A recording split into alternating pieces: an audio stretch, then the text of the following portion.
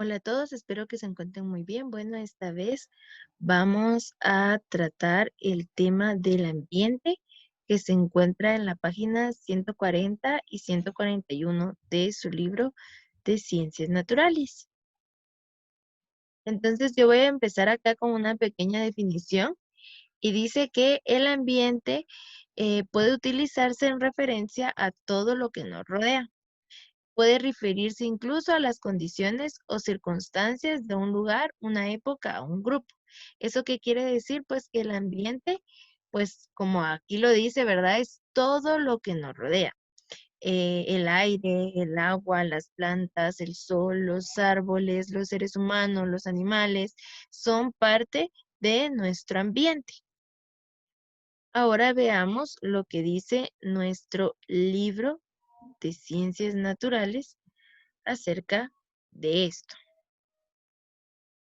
Dice, ¿qué es el ambiente? Y dice, si observas a tu alrededor, podrás identificar diferentes seres vivos como las plantas y los hongos, además de otros elementos como la lluvia o el suelo, en el lugar donde viven.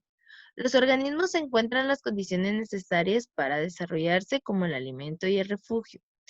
Este lugar es entonces su ambiente y se define como todo aquello que rodea a un ser vivo e influye en él.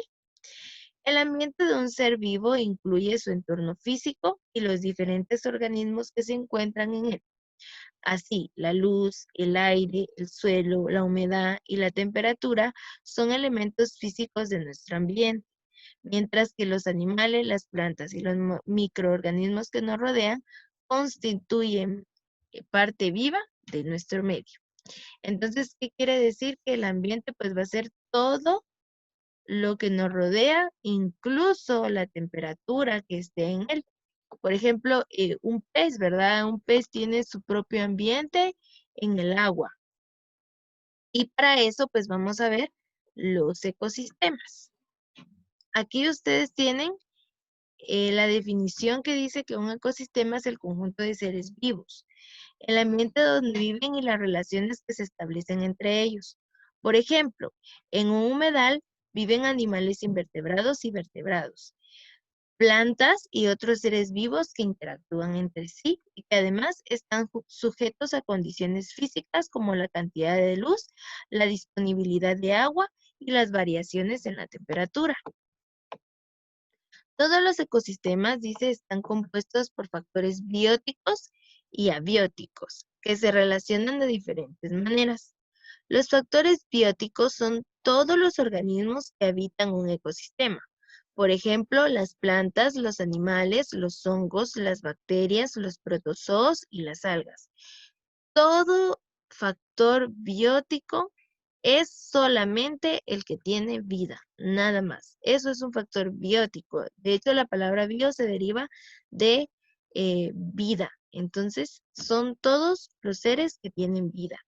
Y los factores abióticos pues va a ser lo contrario, ¿verdad? Dice, son las condiciones físicas de un ecosistema como la temperatura, la luz, la humedad, los niveles de precipitación, el viento o la altitud y las características químicas del suelo, el agua y el aire. Esos son factores abióticos que forman un ecosistema.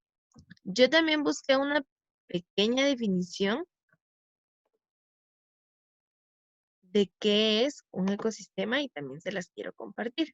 Dice que es el conjunto de especies de un área determinada que interactúan entre ellas y con su ambiente abiótico.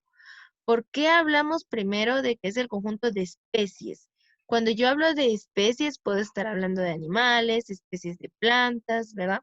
Y entonces esos son seres bióticos porque tienen vida y dice que van a interactuar con seres abióticos, como el aire, el sol, ¿verdad? El agua.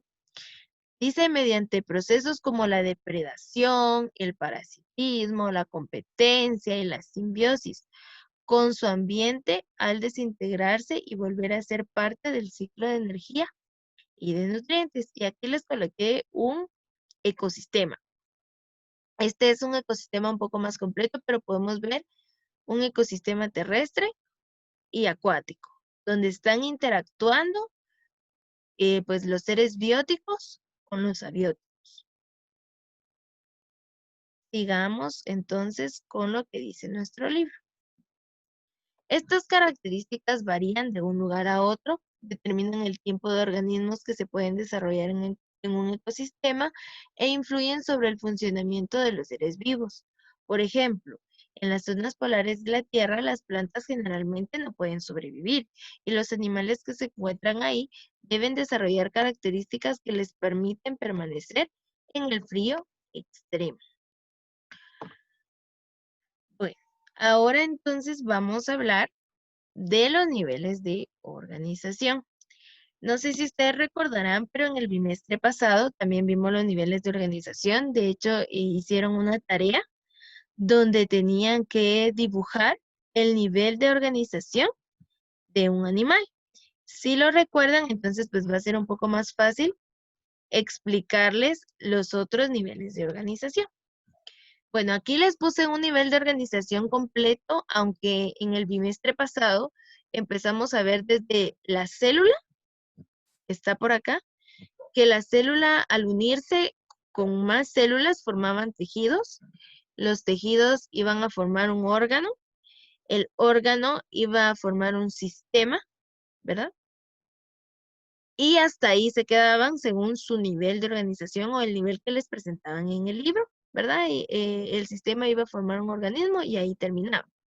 Pero ahora que ya estamos hablando más de la naturaleza y ya no tanto de la célula y de cómo esta forma todo, aunque en realidad siempre es de la célula que se genera todo, ¿verdad? Bueno, y de los átomos. Entonces ahora nos corresponde ver qué es lo que sigue después del organismo. En este caso dijimos que la célula iba a formar un tejido, el tejido forma un órgano, el órgano el sistema forma al organismo, en este caso tienen el ejemplo de un lobo, y este organismo o el conjunto de organismos similares, en este caso la familia de los lobos, va a formar una población, ¿sí? Entonces, este organismo forma la población. Y la población va a formar la comunidad. ¿Y qué es una comunidad? Cuando ya el organismo se relaciona con otros organismos. Puede ser con plantas, con otros animales, con seres abióticos, ¿verdad? Eso ya es una comunidad. Entonces, si se pueden dar cuenta acá, están el ejemplo de cómo se relacionan con los árboles y los conejos o con otros animales. Y el ecosistema, pues ya va a ser la unión del ambiente con la comunidad. Por ejemplo, si ustedes van a la selva, en la selva ustedes ya tienen un ecosistema. ¿Por qué? Porque ya hay seres vivos que se relacionan con seres abióticos. O sea, hay seres bióticos como los animales y las plantas que se están desarrollando con seres abióticos como el agua, el sol, el aire. ¿Sí? Y todos juntos, pues ya formamos la biosfera o ecosfera como es conocida en otros lados. Ahora veamos, pues lo que dice nuestro libro. En nuestro libro solo nos van a mostrar los 4 o 3 niveles de organización que ya no se vieron en la parte anterior donde explicaba los niveles de organización. En la naturaleza los seres vivos no se encuentran aislados, sino que se relacionan unos con otros de diferentes maneras, lo que da lugar a diferentes niveles de organización. Así los individuos se agrupan formando poblaciones y dice, varias poblaciones que comparten un mismo ambiente forman comunidades biológicas y a su vez estas forman ecosistemas. Entonces, recuerdan que en los niveles de organización pasados nos quedamos por el organismo o bien llamado también individuo, ¿sí? Dice, es un ser vivo que habita en un lugar determinado. Cada organismo presenta características específicas que lo distinguen de los demás individuos del ecosistema, como su forma, tamaño o tipo de alimentación. Por ejemplo, una cebra de la sabana del continente africano. Y aquí les muestran solamente al organismo al individuo, ¿verdad? Que es la cebra. El conjunto de cebras va a formar una población, que es el conjunto de individuos, dice aquí, de la misma especie que viven en un área durante un periodo en tiempo determinado. Por ejemplo, las cebras que habitan en manadas en las sabanas africanas.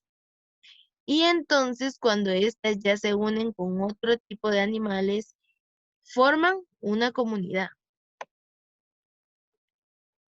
¿sí? Y si se dan cuenta acá, dice que una comunidad está formada por las poblaciones que se establecen en un área determinada y se relacionan entre sí. Por ejemplo, acá las cebras se están relacionando con los gnus. Si recuerdan en el abecedario que teníamos pegado en el colegio, había el ejemplo de un gnu y ustedes me preguntaban, Miss, ¿qué es eso? Y es pues este animalito que ustedes pueden ver acá. Y los cocodrilos de la sabana africana. Entonces acá las cebras se relacionan con los gnu y los cocodrilos. Entonces, todos estos están formando un ecosistema. En este caso, el ecosistema en el que interactúan y se desarrollan las comunidades se denomina sabana. Entonces, ustedes tienen una exposición en su cronograma de los ambientes o los ecosistemas acuáticos, ¿verdad? Y dice que los ecosistemas acuáticos son donde se desarrollan organismos en el agua. Los factores que más influyen en esto son la salinidad, o sea, la sal, la luz, la corriente y la temperatura. Los ambientes acuáticos pueden ser de agua salada o de agua dulce. Los ambientes de agua salada se caracterizan por la concentración de sal, incluye los océanos y los mares, y dice que se encuentran ecosistemas como las praderas marinas, los arrecifes de coral y los manglares, el litoral rocoso. Yo les voy a invitar a que ustedes puedan leer un poco más acerca de esto. Por ejemplo, acá dice las praderas marinas, dice que son zonas poco profundas cubiertas por pasto. Son ecosistemas fundamentalmente para las tortugas o los manatíes. Albergan una gran variedad de especies de algas, caracoles, peces y cangrejos. Los arrecifes de coral están formados por especies de coral. Son el hábitat, dice, de algas, estrellas de mar, cangrejos y calamares. Son importantes porque forman una barrera natural que protege las playas del fuerte oleaje. Los manglares se encuentran ubicados en las costas donde el agua dulce que proviene de los ríos se mezcla con el agua salada del mar. Recibe este nombre porque ahí crece el árbol de mangle y en ellos viven muchos organismos como peces, aves, insectos, anfibios y reptiles. El litoral rocoso son ecosistemas que se encuentran en la costa y se caracterizan porque sostienen una gran variedad de organismos en un sustrato rocoso. En este ecosistema se encuentran los diferentes tipos de crustáceos, moluscos y algas.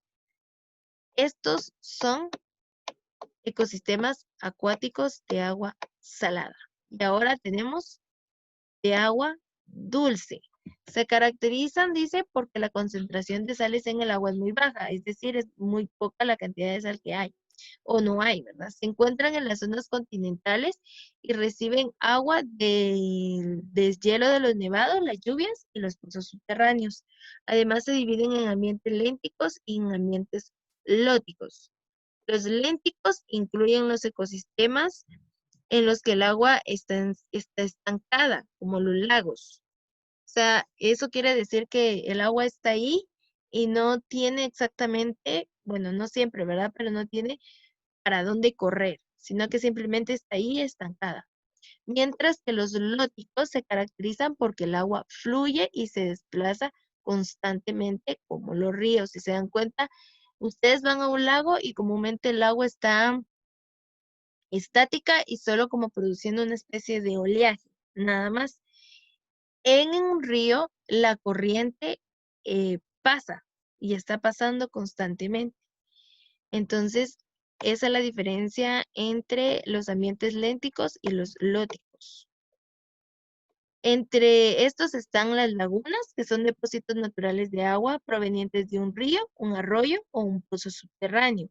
En comparación con los lagos, las lagunas son cuerpos de agua mucho más pequeños y de menor profundidad. Sus aguas pueden ser dulces o saladas. Son ecosistemas muy poco productivos debido a que acumulan una gran cantidad de minerales y además son el hogar de varios tipos de plantas, invertebrados y aves. Los ríos, dice que el agua fluye de manera continua a lo largo de una cuenca. El agua que proviene de lluvia también puede correr por ellos y puede, dice acá, el agua que proviene de la lluvia corre de lo alto de las montañas hasta desembocar en el mar, un lago u otro río. Estos ecosistemas son fundamentalmente para la vida, ya que moldean el paisaje, llevan agua dulce a diferentes regiones y albergan una gran variedad de organismos que incluyen peces, mamíferos, crustáceos, reptiles, entre otros. Y los humedales, que son zonas de la superficie terrestre que se inundan temporal o permanentemente. Se consideran ecosistemas híbridos o mixtos debido a su estrecha relación con las zonas terrestres inundadas. Tienen un valor ecológico muy importante como reguladores del clima, filtradores de agua y hogar de una gran cantidad de especies de aves, mamíferos, insectos, entre otros. Dentro de esta categoría de ecosistemas se encuentran las ciénagas, los pantanos y los estechos. Bueno, entonces estos son los tipos de ambientes acuáticos. Yo les voy a asignar a ustedes un ambiente en el cual necesito que expongan acerca de él, investiguen un poco más y me puedan decir un poco más acerca de este ambiente, ¿de acuerdo? Entonces, en clase les voy a asignar, o posiblemente en la guía de trabajo, les voy a asignar por claves un ambiente que necesito que investiguen y me lo envíen bueno, esta vez van a exponer en clase, entonces se tienen que preparar con un cartelito para poder describirme este tipo de ambiente. Nos vemos en una próxima clase. Que estén muy bien.